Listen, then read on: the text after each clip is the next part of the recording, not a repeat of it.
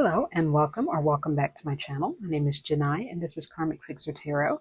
And I had just kind of a little something I was going to do. I did a personal reading for myself, and one of the first cards that came up is the Tower card.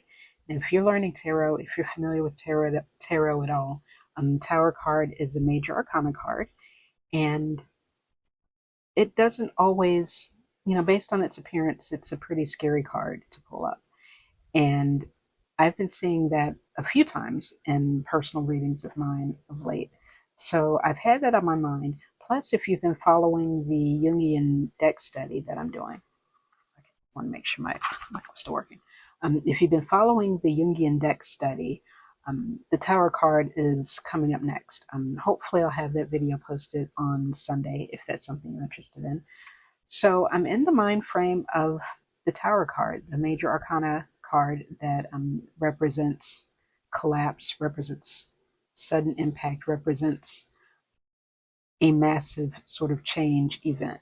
Um, just on the imagery alone of the standard tarot cards that represent the Tower, or rather, the Tower cards in standard tarot decks, the imagery is pretty explosive. It can be um, pretty scary, frankly. So I found a technique for dealing with certain cards. A very kind of brief, quick tarot technique that I saw on Instagram. I'll credit the creator that I saw in the in the description because her name is escaping me right now. But she had this technique of going through the deck and finding a specific card, and the card behind it will give you some insight on how to work with that card, how to deal with that card, and how to maybe rise above the situation that, in this case, the Tower card might represent. So I'm actually going to try that with a few different decks. I really hope this video doesn't go over long. And I'd contemplated pulling the Tower card um, from each card prior to the from each deck prior to the video, to save some time. I'm practicing my editing, so I might keep that in, but just kind of speed it up, or put timestamps. I've got to work on that too. But I'm going to go through 3 different decks to pull the Tower card and the card beneath it, just to get some insight on maybe how to deal with my Tower situation. And hopefully this technique will be something that you'll want to use in your own tarot practice. So let me know what you think in the comments. And we'll be using our Rider-Waite Smith. This is by Witchy Cauldron.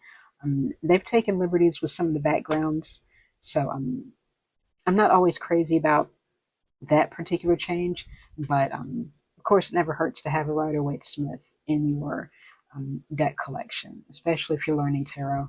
Images from the Rider-Waite Smith are the iconic images, the ones that most people who are learning tarot are familiar with. And the next is my Hoodoo deck by Tiana Lee McQuiller and Caitlin Foisey. This is a deck that I use a lot when I want to maybe do more introspective readings, readings that maybe speak to social justice, readings that are kind of more close to heart, as the Hoodoo deck, represents the African American tradition of hoodoo here in the U.S. And I find this deck really kind of resonates with me on a personal level. Um, I didn't quite connect to it at first, but I'm just giving it some time. Sometimes this deck is a lesson in giving a deck time to reveal itself to you, and give yourself time to get to know a deck. I was very close to selling this deck, and I'm glad that I didn't. And lastly, we're going to use the Rosebud Tarot. This is one that I've been using a lot lately. Very contemporary, kind of collage art. The artists are Harper and Stillwell. I'll probably come back to their full names or put them in the description. This is a very interesting deck. Again, the collage art, the renaming of some of the cards, particularly the court cards. Instead of using the king, queen, page, knight, there are other adjectives that I think really help with helping to understand what the court cards represent. Really interesting keyword, but I digress. Let me get right into it. And I thought about using the Thoth deck, but I don't think we're going to go with the Thoth for now. I might do a separate study on the Thoth as I'm getting more acquainted with tarot. But at any rate, we're going to start with our exploration of the Tower card in each deck and see what I can learn.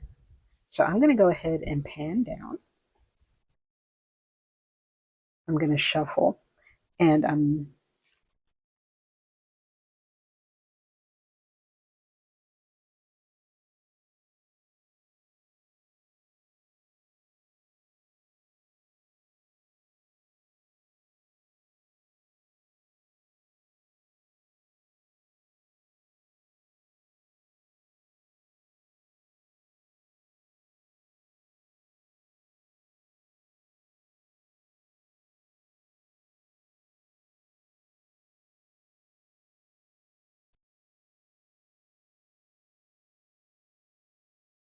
now card next. Oops, Tower and the Emperor. And I find this really interesting because in the Jungian deck, there is a correlation between the Tower and the Emperor. So that's something that I'm already exploring. I'll get more into it with my Jungian deck study, but the Jungian deck Tower card looks a lot different to this one. I'll just go ahead and show the Jungian card. And if you're more interested in that, please tune in to my Jungian deck study. So we can already see a difference here. And we have somebody, the father archetype, acting as the lightning, acting as the force taking the tower down. And in the Jungian deck, this figure is actually the emperor of the Jungian deck. And I just figured I'd go ahead and show this because I found it very fascinating that in this particular deck, my emperor came right behind my tower. So we'll explore that in just a moment. We'll go ahead and put away the tower, or rather we'll go ahead and put away the deck here. I'm not going to reshuffle it, but I'll do that next time I use it. I'll give it a couple knots. And set this aside for a moment. The next one will be my Hoodoo deck. Now in the Hoodoo deck, the Tower card is really interesting. Out of all the Tower cards I've seen, the Tower in this deck is actually kind of scary. It's known as the Big House in this deck.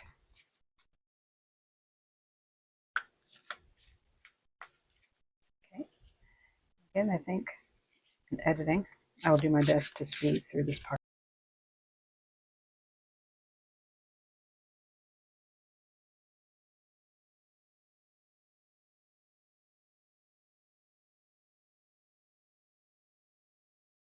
I have the Big House, and the card next to it is the Daughter of Baskets. So that's interesting. Big House again is the Tower. And the thing that's interesting about this imagery is that we just have the horror that's happening in the background, and we have this rose-colored lens here. So through the rose-colored lens, everything looks normal, everything looks idyllic even. But when we take away that lens, we can see the horrors. And when you think about the Big House, you think about plantation. There's the immediate association with slavery, the antebellum South. And, you can, if you hone in on, again, just kind of the horrors that are happening. And the background definitely looks like a fire taking place. So think of the horrors of a plantation or plantation house, what that can represent. While, again, there's the rose-colored view. Maybe the view through the lens of history, there's that feeling that maybe the hard times, the bad times have completely passed, and everything is good now, when, you know, there's still horrors taking place. So I think that's an interesting take on the tower, aka the big house in this deck. And again, we have the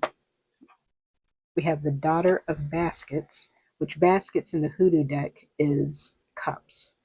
And the daughter tends to be the page. So just kind of a youthful neophyte, just sort of open energy when it comes to love, emotions, relationships. Kind of an earnestness, I think, that I'd associate with the daughter of baskets, aka the page of cups. So we'll come back to that in just a moment. And we will go ahead and put away the rest of this deck. Give it a couple knocks, or 3 knocks. And finally, we have our Rosebud deck. Now, I took a look at all of these cards, and this is kind of my newest deck. So I haven't seen as many of the cards, or I haven't had as much interaction with these cards as I've had with other decks. So off the top of my head, I can't remember what the tower looks like in this deck. So I'm very curious to see. So again, we will flip for the tower card and the card beneath it.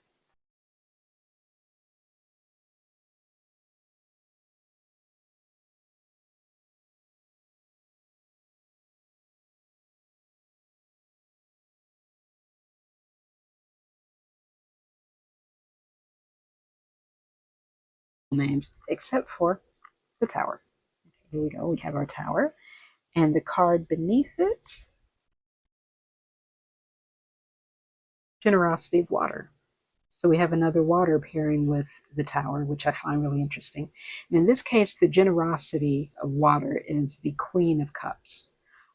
So we have a sort of magnanimous energy. When we have somebody, the Queen represents someone with mastery of their particular element, and that mastery is directed inward. It's kind of a self mastery that not only directed inward, but it's shared, I think, in a more sort of intimate local level than, say, the king of a certain suit.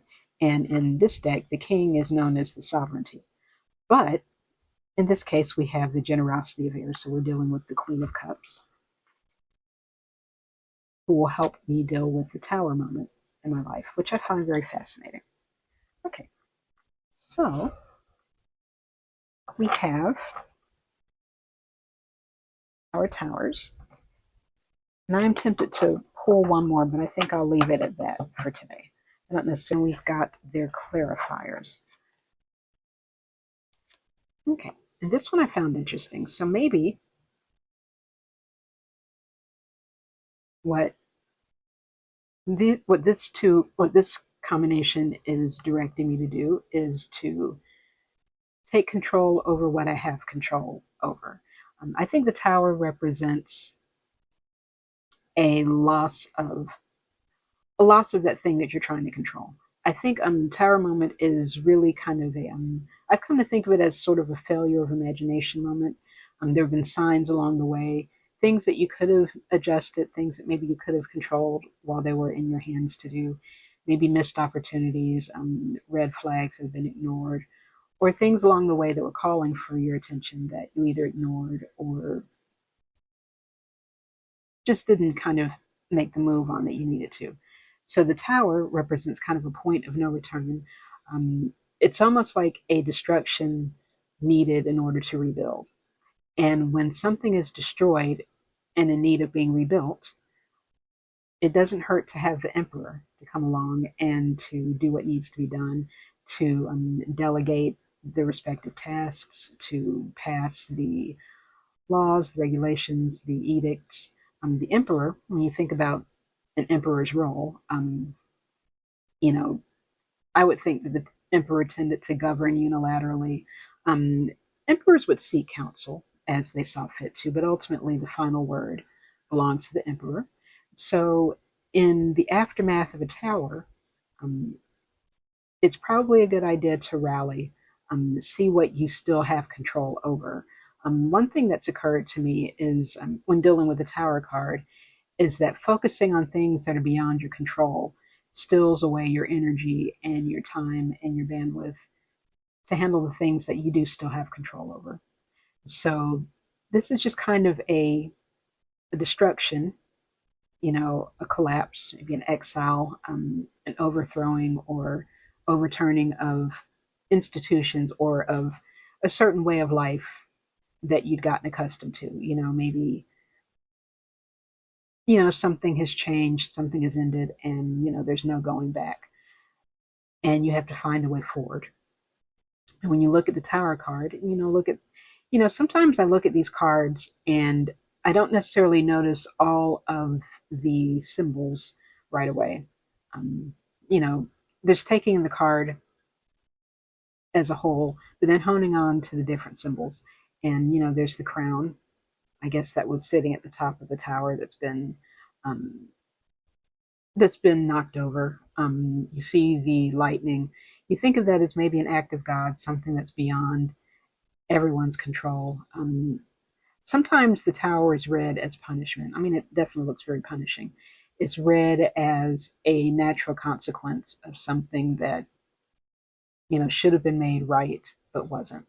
So we've got our tower, and the emperor does have to come in and make it right, or has to make it better than it was before. So I think this combination here is calling on me to be more active, to not wallow in whatever the tower situation is, not pine so much for what used to be, maybe not even stand even in regret for what's happened. The tower moment, what's done, it's done, and it's irreversible. It's a point of no return.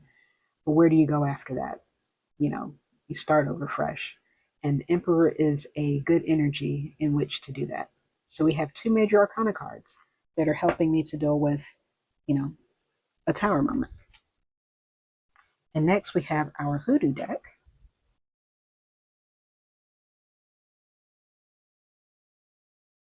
The big house. And then again, just thinking about the Daughter of Baskets or the Page of Cups.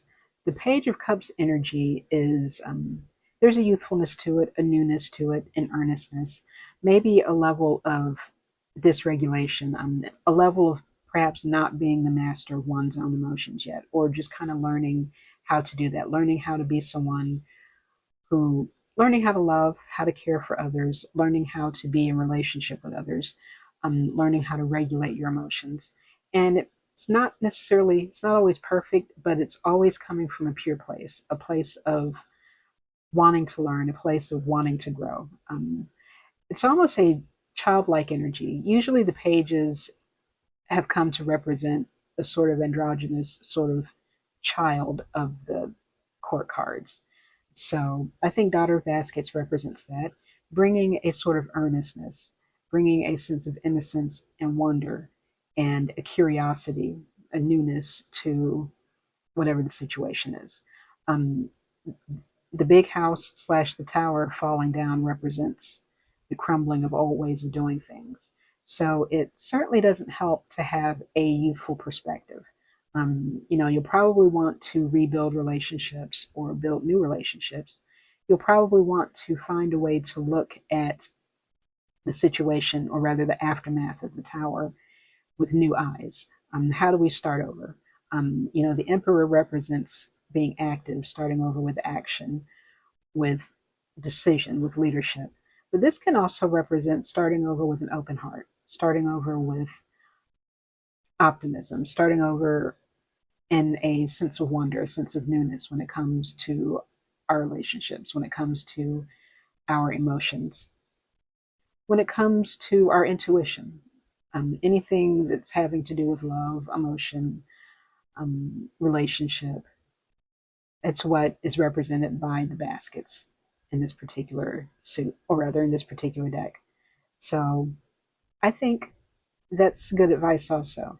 Look at your tower situation with a sense of newness. Um, be the person who be the person who is active and eager to learn, open to a new experience that is necessitated by the falling of an old system.